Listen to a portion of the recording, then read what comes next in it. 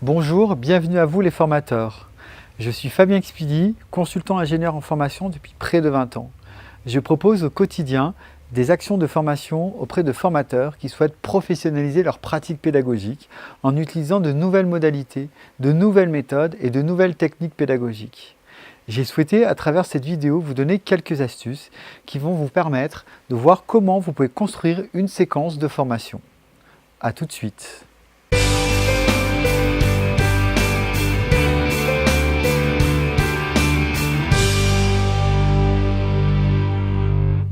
Je vous propose de voir les 7 étapes de construction d'une séance pédagogique.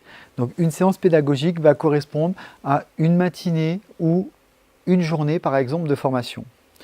Donc premier élément qui va être important, ça va être de définir l'objectif pédagogique. L'objectif pédagogique doit avoir au moins 3 C. Critères de performance, conditions de réalisation et comportement.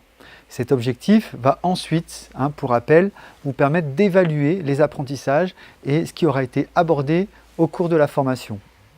Dans un deuxième temps, vous allez définir le contenu pédagogique qu'on appelle les notions pédagogiques ou la théorie. L'objectif là va être d'identifier le contenu que vous voulez faire passer. Lorsque l'on est formateur et lorsqu'on est débutant, on peut avoir tendance du coup à vouloir faire passer beaucoup de contenu. C'est rassurant.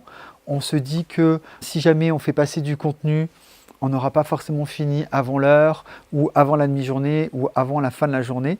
Donc faites attention, le contenu doit être bien abordé. Donc vous allez réfléchir au contenu à faire passer et vous allez voir que en fonction des années d'expérience, vous allez pouvoir arriver à mesurer le contenu qui est nécessaire pour 4 heures ou 8 heures de formation. Troisième point important, vous allez réfléchir au matériel à prévoir.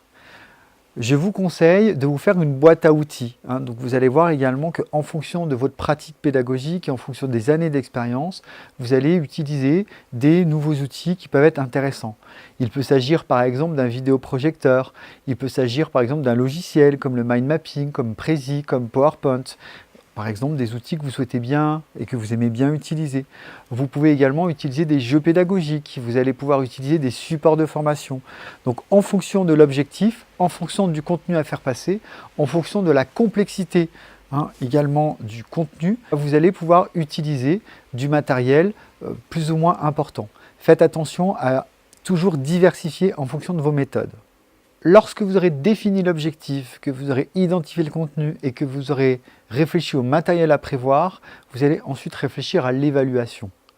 Comme nous l'avons vu sur d'autres vidéos, l'évaluation doit comporter un critère de cohérence, de pertinence et d'efficacité en fonction de l'objectif pédagogique. Faites attention du coup à bien choisir la situation d'évaluation qui sera la plus adaptée en fonction du contexte professionnel de l'apprenant et de son contexte professionnel, on va dire de façon globale, au niveau de l'environnement. Il peut s'agir en effet d'une situation orale, écrite, étude de cas ou autre. Cinquième point important, définir les activités ou ce que l'on va appeler également les travaux techniques pratiques, donc ce qu'on appelle les travaux pédagogiques.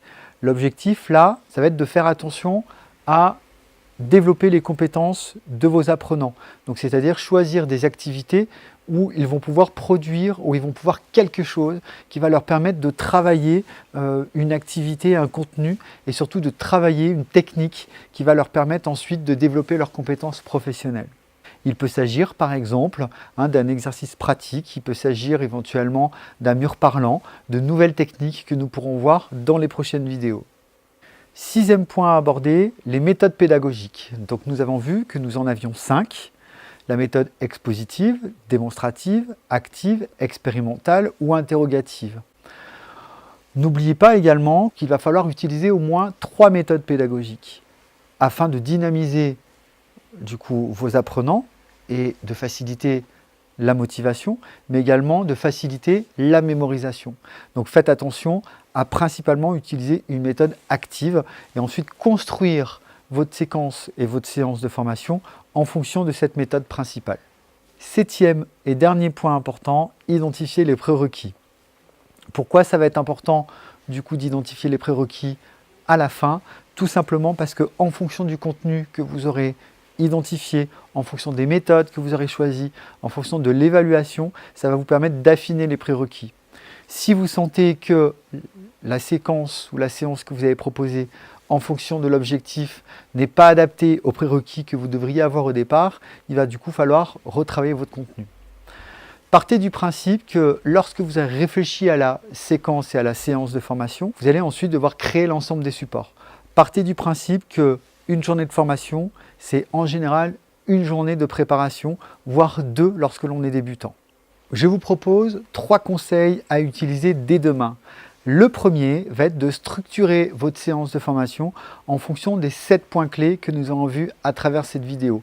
N'oubliez pas l'importance de l'objectif, de l'évaluation, du contenu, des travaux techniques pratiques, les moyens que vous devez utiliser avec le matériel, les prérequis que vous aurez identifiés et faites attention du coup également à la nature de l'évaluation, tous ces points-là. Ces éléments sont très importants puisque c'est ce qui va vous permettre ensuite de trouver un fil conducteur autour du coup de l'apprentissage. Deuxième point important, pensez à faire pratiquer vos apprenants au moins 40% du temps. Comme nous avons vu sur les premières vidéos, vous savez que la fonction production correspond à peu près à 40% du temps de formation. Donc c'est-à-dire que vous devez développer leurs compétences. Donc pensez bien à utiliser des méthodes actives, des méthodes expérimentales ou des méthodes démonstratives pour les faire pratiquer au maximum. Troisième conseil, laissez également du temps pour les échanges entre les différents apprenants, également les échanges que vous allez avoir avec eux. Souvent, vous allez voir qu'il y a aussi des imprévus dans les formations et que lorsque vous avez prévu cette marge de manœuvre, ça va être intéressant du coup de pouvoir les utiliser ou de répondre à un certain nombre de questions. Ça va vous éviter également d'être trop stressé si vous voyez que vous n'avez plus beaucoup de temps pour aborder un sujet et que vous êtes obligé de le bâcler, c'est toujours un petit peu plus compliqué. Nous arrivons à la fin de cette vidéo, j'espère qu'elle vous aura été utile. Je vous invite à vous abonner à ma chaîne YouTube si vous souhaitez avoir des vidéos complémentaires. N'hésitez pas à poster des commentaires si jamais vous avez des questions, je me ferai un plaisir d'y répondre.